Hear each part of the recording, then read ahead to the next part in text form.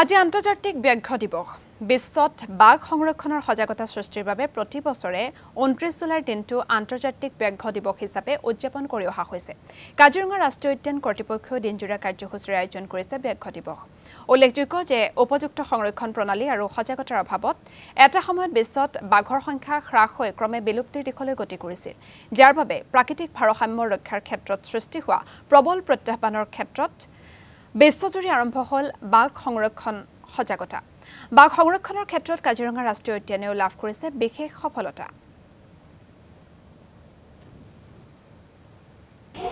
আজি আন্তৰ্জাতিক বাঘ দিৱস সমগ্ৰ বিশ্বতে পালন কৰা হৈছে আৰু লাহে লাহে অসমত বাঘক কেন্দ্ৰ কৰি বিশেষকৈ কাজিৰঙাত বাঘক কেন্দ্ৰ কৰি পৰ্যটন যথেষ্ট বৃদ্ধি পোৱা দেখিবলৈ পোৱা গৈছে। গতিকে ইয়াৰ বিভিন্ন ভাল দিশো আছে, বিভিন্ন নেতিবাচক দিশো আছে। গতিকে সেই দিশবোৰ মই ভাবোঁ যে এনেকুৱা এটা দিনত পুনৰ বিচাৰ বিবেচনা হোৱা উচিত, যাতে কাজিৰঙাৰ বহন ক্ষমতাটো সদায় অটুট থাকে আৰু বৃদ্ধি পায়।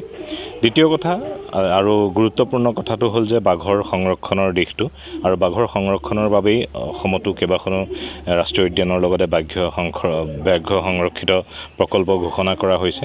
সেই প্ৰকল্পসমূহত এতিয়া বাঘৰ সংখ্যা ক্ৰমাৎ বৃদ্ধি পাবলৈ ধৰিছে, আৰু সেইটো মই ভাবোঁ যে অসমৰ পৰিৱেশৰ কাৰণে এটা খুব ভাল খবৰ। কাৰণ বাঘৰ জনসংখ্যা বৃদ্ধি পোৱা মানে ইয়াৰ যিটো বসতিৰ বাবে যি উপযুক্ত ঠাই, সেই ঠাই বৃদ্ধি পাইছে। গতিকে ই এটা খুবেই ইতিবাচক দিশ। আৰু তাৰ লগতে যিহেতু আমাৰ পৰ্যটনৰ সম্ভাৱনাটো বাঘৰ লগত বৃদ্ধি পাইছে, গতিকে এই বিষয়ে নতুনকৈ আৰু আঞ্চলিক ক্ষেত্ৰভিত্তিক অধ্যয়ন গৱেষণাৰ প্ৰয়োজন।